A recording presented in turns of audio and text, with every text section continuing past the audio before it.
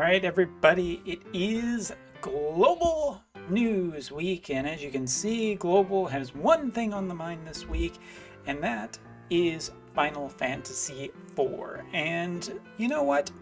This collaboration, I don't know. I don't know how Global is going to take this one, because Global has the benefit of foresight, always. And problem with that is that usually I get comments like, oh, saving for this character now. And I'm like, no, you're not. You're saving for the character that I'm going to tell you about next.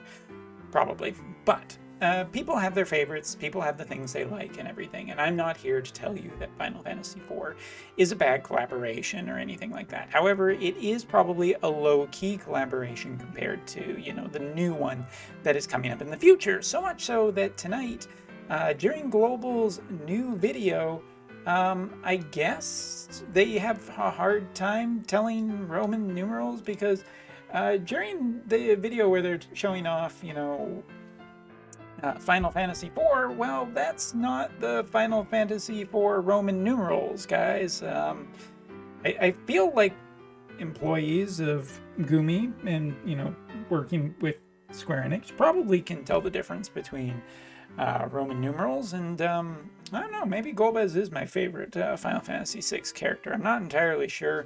Can't be certain at this point, but yeah, Goldbez is the big thing going on here. Just in case anybody missed, and I'm not making this up, let's just go back and freeze frame on that. Yeah, that's not Final Fantasy IV. Man, maybe it's a hint towards the next collaboration, the next major collaboration on Global. Maybe it's here.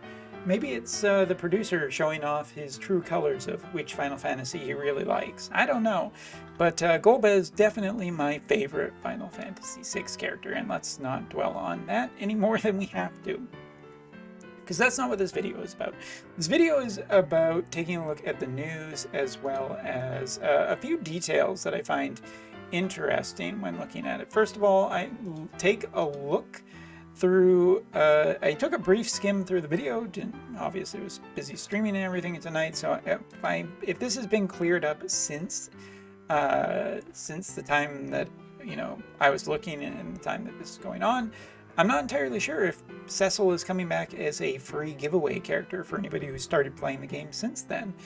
And that's going to weigh pretty heavily into whether or not I recommend the character, as well as Kane, Rosa, and of course our new character on the global side, Goldbez. So let's go through them each one by one, and I'm going to start with Rosa because Rosa is the character that I have the least experience with. I've very rarely seen her on the JP side, and ever since her EX, I've definitely never seen her in any PvP format whatsoever. Partially because fire is very strong, partially because it's not really what ICE was trying to do. If you look at Laswell, as well as our selection quest unit, and, you know, whatever third character you want to throw in there, whether that's Gilgamesh or, you know, God, I've found Fantasy 15 Spear Girl's name is just slipped right through my mind. Or Victoria, the other version of a nice spear unit. Honestly, Rosa just doesn't really fit in super well to that. She's still, you know, great for rounding out an ice party and everything like that. PvE, I would recommend. PvP, I would not recommend her at all. There are better healers, but that's not really what the teams in the future are kind of looking to do. So I don't think she fits in. So fans of the characters, enjoy. Whether or not I recommend spending any money on her, no, not at all. All right, and no, I don't really care if that hurts your feelings. I'm just here to give literal, in this video, straight whether or not I think this character is worth it based on my experiences. Next up, Kane. Kane is one that I talked about on stream tonight because some people were asking about him, and Kane is plenty strong. Kane is in a good element. I wouldn't put Dark in maybe even the top 3 elements right now on the JP side, just because fire is always a considered one, even if it does lose out pretty hard to water, because, you know, Dark loses out pretty hard to light. But the real issue I have with Kane I mean, his EX is straightforward DPS. There's nothing really much to it, in the same way that Rose's is pretty much straight towards support and healing for the most part. Kane is just a good DPS. The problem is with the Dark Element itself. For PvP, who are you really going to replace him with? I mean, most people run a Stern, Dwan, and Helena composition on the JP side, which has changed slightly in the last couple weeks because Garvel now has his EX. He's a 120, so I've been seeing him a lot more, and I have a higher opinion of Garvel than I do of Kane. I just think that with Dark, you kind of either want to go Dark Slash or Dark Magic, and maybe a third to offset some of the maybe your weaker matchups. I just don't see a lot of the time Kane going into that PvP at all. He definitely hasn't been. I have seen only a couple of him on the JP side in Arena in the last few weeks to show a more recent matchups that I've been doing. I just haven't seen any Kanes that much, and the only few that I have seen were in Dark Elemental comps, and they lost to my Water Earth comp. So I just think that Kane is much in the same way of Rosic, great for completing a dark team. The question is really, what are you going to replace? I mean, sure, Kane is a popular Dragoon. He's like Tetsuya Nomura's favorite character, I think. I think that's still a true statement. It's just a question of what are you going to get on this team. And right now, I wouldn't replace Dwan, I wouldn't replace Dark Witch Helena, and I wouldn't replace Garvel. Stern, he's probably, he's a 100 cost character, so he's probably better. Venera, I guess, but I just don't know if the Dark team really needs more DPS, and you should ask yourself the same question. Kane, he's a perfectly good character. I just don't think he's what the Dark Element really needs, and I think the Dark Element kind of already has enough characters that do it well enough. Anyway, but Kane for PvE, sure. PvP, no. Would I recommend spending money on him? Absolutely not. Put him in the barracks, slow farm him if you have to. Spend UR medals to get FF4 stuff, but no, absolutely not worth the money right now. Alright, next up is Cecil, and boy do I have a lot to say about Cecil, because Cecil was a character I actually tried to make work. And I'll tell you this, my recommendation for Cecil is as follow. As TMR father, him and Kane are the two best. I still think that Cecil's is one of the best TMRs in the game. Not completely the best, but definitely up there in terms of what it is capable of doing. And I like Kane still too, but probably less than Cecil's at the moment. But let me tell you something right now. Boy, does Cecil look appealing at the time that he comes out, and is completely irrelevant by the time of where JP is. Nobody's running this character right now. I have not seen him in Arena. I have not seen him used by anybody in any content that I've been looking at recently. And I'll explain why in a second, but first of all, do I recommend money for this character? No. Do I recommend slow building or just, filling out a light elemental team if you need be? Absolutely. The TMR is totally worth getting, and I do think so. If you have any capacity of using Cecil, even for the next few months or whatever, in a light element comp because you really like him, a couple things. First of all, he is basically worthless in terms of before his level 120. And that's really not, yes, he does use his support skills and everything like that. But the major problem with Cecil's kit is he doesn't offer anything towards killing other units.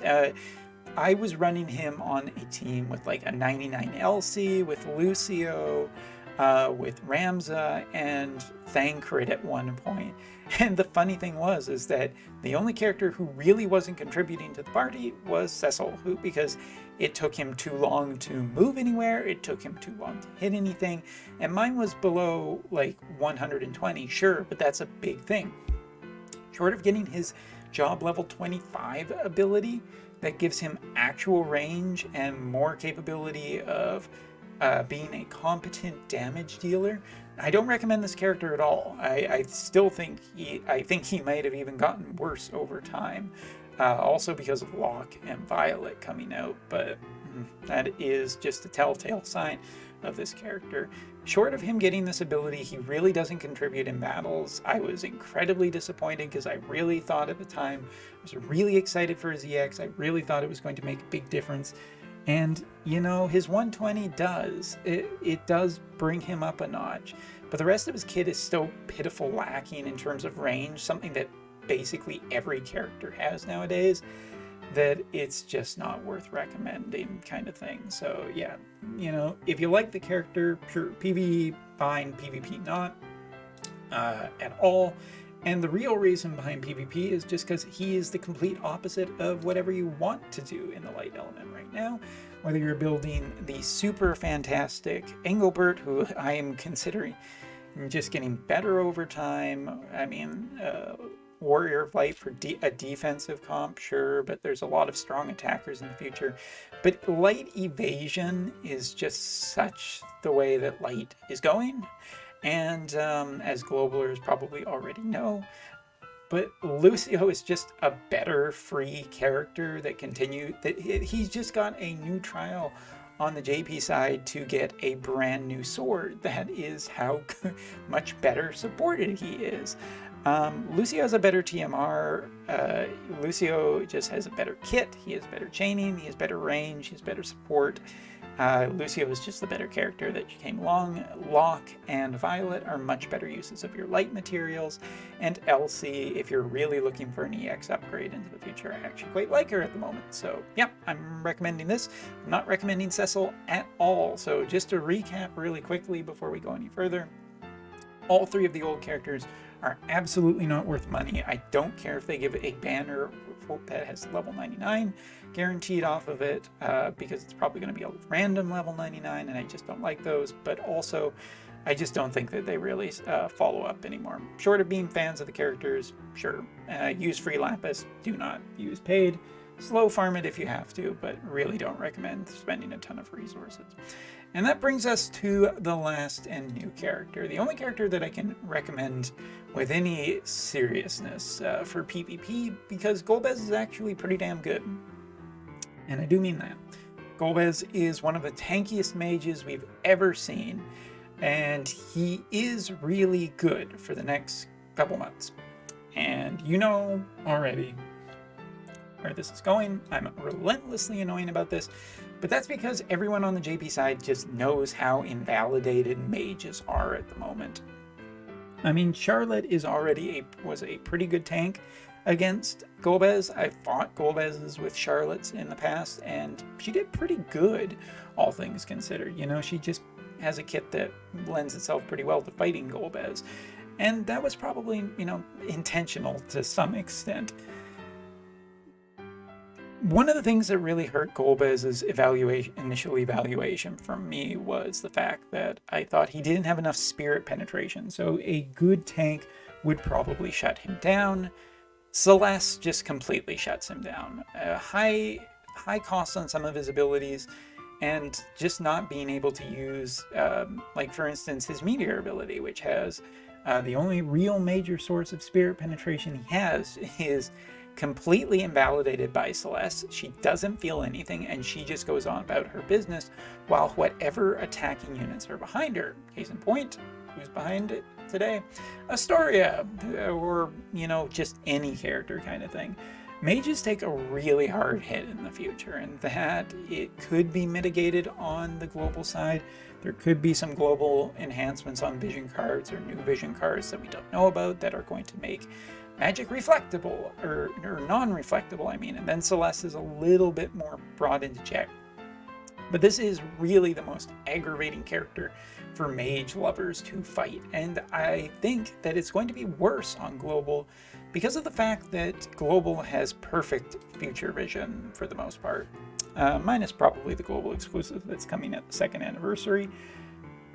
But yeah, like Goldbez is really good, and he is fun to use because he is a tanky mage boy with some cool animations and everything like that. And I recommend people who love him just get him, build him, have fun with him. He's probably closer, but I wouldn't spend really anything on this character if at all possible. You know, people be damned for their favorite characters, but I have to say that overall, Goldbez will have a good couple of months, and then he'll really struggle. He'll really struggle in the same way that all other mages struggle right now on the JP side. And it's not an over-exaggeration. I really just keep saying it because it is so true. And he will have an even harder time once that water elemental team gets even more complete with Astoria and possibly whatever else is coming out in the future. Who knows? Maybe there's a global exclusive water unit, God forbid, because it really doesn't need it at this point, but I guess it would sell. Yeah. Goldbez, I've fought him. I think I've seen him in arena last week, high tier arena, about somewhere between, I want to say, 6 to 12 times. I'm not entirely sure because I didn't keep exact numbers, but I saw a fair amount in dark magic compositions, partially because Garvel has been a bonus character for the last week. I fought him multiple times using the exact same team. What is that team? I will show you right now. This is the team I've been using in Arena. I've been running almost 100% win rate, and that kind of tells you exactly what my success was against Goldbez's. They do not stand a chance against this team. Maybe if they were incredibly specifically built towards Celeste. I don't even know how you do that at this moment. But yeah, I'm giving Goldbez a big conditional clause. If, you know, it is what it is, and once Celeste comes out, and I think Globalers will go 100% on her, you're just going to have an uphill battle in the future. So that's my advice. I think I gave it fairly detailed. Sorry if it's not what you like, but hey, apparently it's not even me. Apparently even the official channel right now just is already thinking about Final Fantasy VI. I can't even, like, come on, man. Like, come on. I know people get annoyed because sometimes as like I am, you know, very much pro a specific character, but come on, even they're advertising Final Fantasy VI for Final Fantasy IV. Like, jokes write themselves. Anyway, thanks for watching. Take care. See you next time.